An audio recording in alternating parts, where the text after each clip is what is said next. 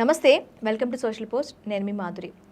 2-3 రోజులుగా ఎప్పుడైతే CBSE maths exam జరిగిందో దానికోసం సోషల్ మీడియాలో గగ్గోలు పెడుతున్నారు పేరెంట్స్.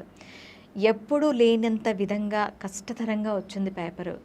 అసలు ఇలా వస్తే ఎట్లా, అలాగే ఏవైతే కొంచెం ఇబ్బందికరంగా ఉన్నాయో దాన్ని ఏం చేస్తే బాగుంటుంది అనే దానిపైన సోషల్ మీడియాలో అయితే రచ్చ జరుగుతోంది.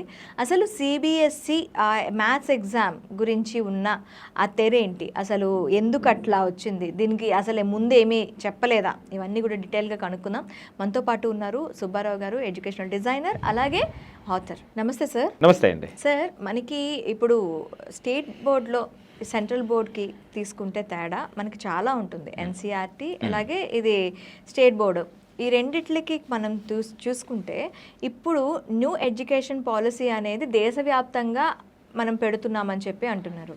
సో ఈ ఎన్ఈపికి సంబంధించి ఇప్పుడు స్టేట్ బోర్డులో కూడా ఏమైనా మార్పులు చేర్పులు, అలాగే ఇప్పుడు కాంపిటేటివ్ ఎగ్జామ్స్కి సంబంధించిన ఇంట్రడక్షన్స్ ఏమైనా ఉండబోతున్నాయా? సో స్టేట్ బోర్డుకి సంబంధించి స్టేట్ లెవెల్లో ఉంటుంది కాబట్టి ఇది ఫైనల్గా స్టేట్ గవర్నమెంట్ తీసుకునేటువంటిది. సో ఎన్ఈపి అనేటువంటిది ఒక రికమెండేషన్స్, ఆ రికమెండేషన్ స్టేట్ గవర్నమెంట్ ఫాలో అవుతుందా లేదనేటువంటిది వాళ్ళ ఇష్టం. సో ఇది ఎన్ఈపి అనేటువంటి మోస్ట్ పర్టికులర్లీ సిబిఎస్ఈకి సంబంధించినటువంటి బోర్డు 100% దాని ప్రకారమే డిజైన్ అవుతుంది. సో ఈ స్టేట్స్ ఏ స్టేట్ ఎంతవరకు అడాప్ట్ చేసుకుంటుంది అనేటువంటిది దాని మీద డిపెండ్ అయి ఉంటుంది. మరి ఇక సిబిఎస్ఈకి స్టేట్ బోర్డుకి వచ్చినటువంటి ద మోస్ట్ ఇంపార్టెంట్ డిఫరెన్స్ ఎక్కడా అని మనం చూసినప్పుడు పర్టికులర్లీ సిలబస్ విషయంలో అంటే పెద్ద చేంజెస్ ఉండవు, చిన్న చిన్న చేంజెస్ ఉంటాయి. అంతేకాకుండా కొన్ని స్టేట్స్ ఏమంటే ఎన్సీఆర్టీ సిలబస్ని వాళ్ళ స్టేట్ కింద తీసేసుకున్నాయి. ఇప్పుడు ఫర్ ఎగ్జాంపుల్ కర్ణాటక తీసుకుంటే మీరు ఎగ్జాక్ట్లీ అవే బుక్స్ ఉంటాయి, ఎగ్జాక్ట్లీ సేమ్ సిలబస్ ఉంటుంది స్టేట్ బోర్డ్స్లో కూడా. అదే మన ఆంధ్ర తెలంగాణకు వచ్చేటప్పటికి కొంత డిఫరెన్స్ ఉంటుంది. ఫర్ ఎగ్జాంపుల్ మ్యాథమెటిక్స్కి వచ్చామనుకోండి, మ్యాథమెటిక్స్ మన బోర్డ్స్కి వచ్చేటప్పటికి కొంత హై లెవెల్లో ఉంటుంది. అవును. సో అదే సిబిఎస్ఈకి వచ్చేటప్పటికి అంత లెవెల్ ఉండదు. లేదు సార్, సిబిఎస్ఈ మ్యాథ్స్ నేను తరువుగా చూసాను.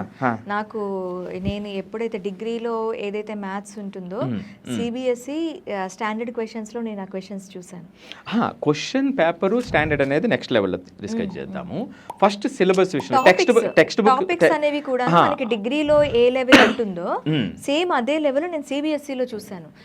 ఏదైతే స్టేట్ బోర్డులో ఉండే లెవెల్ అంతా అది కొంచెం బేసిక్ లెవెలే అనుకోవాలి మనకి. ఎస్ఎస్సి మ్యాథమెటిక్స్కి వచ్చేటప్పటికి డిఫరెన్స్ ఉంటుందండి. అంటే సైన్స్ విషయంలో మీరు అన్నట్టుగా నేను ఏకీభవిస్తాను. మ్యాథ్స్కి వచ్చేటప్పటికి ఏమవుతుందంటే స్టేట్ బోర్డులో కొంచెం ఎక్కువ ఉంటుంది. ఓకే. సో ఇప్పుడు ఏంటంటే ఇదివరకు ఇంకా చాలా ఎక్కువ డిఫరెన్స్ ఉండేది, ఇప్పుడు కొంచెం తగ్గింది. ఇప్పుడు అదే 11th 12th వచ్చేటప్పటికి చాలా ఎక్కువ డిఫరెన్స్ ఉంటుంది. సో సిబిఎస్ఈ చాలా తక్కువ ఉంటుంది. అదే మన స్టేట్ అంటే బోర్డ్ ఆఫ్ ఇంటర్మీడియట్కి వచ్చేటప్పటికి చాలా ఎక్కువ డిఫరెన్స్ ఉంటుంది. కాంపిటీషన్ కూడా ఉంటుంది. సో ఈ డిఫరెన్సెస్ ఉంటాయి. మరి బేసిక్గా ఉన్న డిఫరెన్స్ ఎక్కడ వస్తుంది సిబిఎస్ఈకి బోర్డుకి వచ్చేటప్పటికి? ఆల్మోస్ట్ సిలబస్ దగ్గరగా ఉంటుంది, చిన్న చిన్న డిఫరెన్స్ తప్ప. ఎక్కువ మేజర్ డిఫరెన్స్ ఎక్కడ వస్తుందంటే డెలివరీ విషయంలో ఒకటి ఎక్కువ వస్తుంది, రెండోది క్వశ్చన్ పేపర్ టెస్టింగ్ విషయంలో ఇంకోటి వస్తుంది. ఈ రెండు మేజర్ డిఫరెన్స్. డెలివరీ విషయంలో ఏమిటి, అక్కడ మోర్ ఎక్స్పీరియన్షియల్ లెర్నింగ్ ఇవ్వాలి అని అరౌండ్ 2016-17 నుంచి బాగా వాళ్ళు ఎక్కువగా కృషి చేస్తున్నారు. అంటే ఎక్కువ చదవటం అనే కాకుండా దాని ప్రాక్టికల్ అప్లికేషన్ పిల్లలకి ఎక్కువ తీసుకువెళ్ళాలి అనే దానికోసమే ప్రాజెక్ట్ వర్కులు ఇవన్నీ కూడా ఎక్కువ చేయటము, యాక్టివిటీస్ చేయించటము డిఫరెంట్ సబ్జెక్ట్లో ఇది ఎక్కువ ఉంటుంది. సో ఇది పేరెంట్స్ కొంతమంది అర్థం చేసుకునే వాళ్ళు పాజిటివ్గా తీసుకుంటారు, అర్థం చేసుకునేటువంటి వాళ్ళు సార్ చదువు తగ్గిపోయి యాక్టివిటీస్ పెరిగిపోయినాయి, అది తగ్గించి యాక్టివిటీస్ తగ్గించి ఇంకా చదువు మీద బాగా ఫోకస్ పెట్టాలని టిపికల్ తెలుగు పేరెంట్స్ ఎక్కువ మంది కంప్లైంట్ చేస్తూ ఉంటారు. ఓకే, అది ఏదైనా ఇప్పటికి పక్కన పెడితే ఇవి వాళ్ళు తీసుకునేటువంటి ఆ ఎక్స్పీరియన్షియల్ లెర్నింగ్ ఎక్కువ పిల్లలకి ఇవ్వాలి అనేటువంటిది ఇది point number 1. Point number 2 examination question పేపర్కి వచ్చేటప్పటికి మనం సిబిఎస్ఈ గురించి చాలాసార్లు మాట్లాడుకున్నప్పుడు ఏ రకంగా పేపర్ డిజైన్ చేస్తారు, ఒక 15 సెట్స్ ప్రతి సబ్జెక్ట్కి డిజైన్ చేస్తారు. ఆ లెవెల్ ఆఫ్ క్వశ్చన్స్ అన్నీ కూడా కొంత ఫార్మేట్ ఫాలో అవుతారు. దాంట్లో ఈ మధ్య కాలంలో ఎన్ఈపి ప్రకారం కొత్తగా తీసుకునేటువంటి నిర్ణయం ప్రకారం కాంపిటెన్సీ బేస్డ్ ఎక్కువ క్వశ్చన్స్ ఇవ్వాలి అనేటువంటివి ఇవన్నీ కూడా మనం చూస్తూ ఉంటాం. అదే స్టేట్కి వచ్చేటప్పటికి మీరు కొన్ని సెట్ ఆఫ్ క్వశ్చన్స్ ఇస్తే ఒక 70-80% పేపర్ని మీరు ప్రిడిక్ట్ చేసేస్తారు. అవును. సో ఎందుకంటే అక్కడ రకరకాల రీజన్స్, అంటే పిల్లల్ని కొంత ఎంకరేజ్ చేయడం కోసం ఎక్కువ మంది అంటే కొంత డ్రాప్ అవుట్స్ అయ్యేటువంటి అవకాశం ఉంటుంది. సో దాన్ని తగ్గించడం కోసం నిర్ణయాలు ఏదైనా కానివ్వండి, క్వశ్చన్ పేపర్ అనేటువంటిది ప్రిడిక్టబిలిటీ ఎక్కువ ఉంటుంది స్టేట్లో. ప్రిడిక్టబిలిటీ ఎక్కువ ఉంటుంది, తరచుగా వచ్చే క్వశ్చన్స్ అది అందుకే ప్రిడిక్టబిలిటీ పెరిగిపోతుంది. అందుకే మీరు ఈ 8 మార్క్స్ క్వశ్చన్స్ ఉన్నాయి, ఈ 15 క్వశ్చన్స్ చదవండి లేదా 20 క్వశ్చన్స్ చదవండి, ఖచ్చితంగా 3 క్వశ్చన్స్ వస్తాయి అనేటువంటి ప్రిడిక్టబిలిటీ బాగా పెరిగిపోతుంది. సో ఇప్పుడు ఇక్కడ ఏమిటంటే కాంపిటెన్సీ బేస్డ్, మీకు సిలబస్ తెలుస్తుంది, మరి ఏ లెవెల్ ఆఫ్ క్వశ్చన్స్ వస్తాయి, ఆ వచ్చిన క్వశ్చన్స్ని ఎలా హ్యాండిల్ చేయాలి, ఆ క్వశ్చన్స్ మీరు ఆల్రెడీ ఒకసారి ప్రాక్టీస్ చేసి ఉండకపోవచ్చు, రైట్? సో ఇక్కడ నాలెడ్జ్ స్కిల్స్ లేకపోతే ఈ లెవెల్ ఆఫ్ క్వశ్చన్స్ ఆన్సర్ చేయడం కష్టం అవుతుంది. అవును, రైట్? సో ఇక్కడ ఏమవుతుందంటే ఆ ప్రిడిక్టబిలిటీ ఎక్కువ కాబట్టి మీరు ఈ క్వశ్చన్స్ బాగా ప్రిపేర్ అయితే వెంటనే మీరు ఆన్సర్ చేయడానికి ఇక్కడ అవకాశం ఉంటుంది.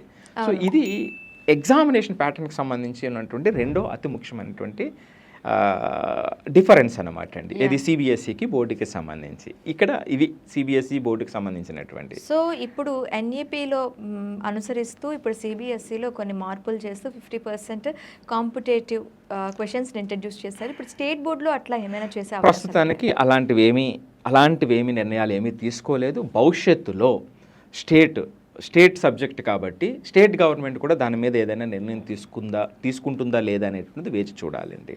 సో అంటే ఆ లెవెల్కి టీచర్స్ని సిస్టమ్ని రెడీ చేయకుండా పిల్లల్ని తీసుకెళ్తే చాలా ఎక్కువ ప్రమాదాలు వస్తాయి.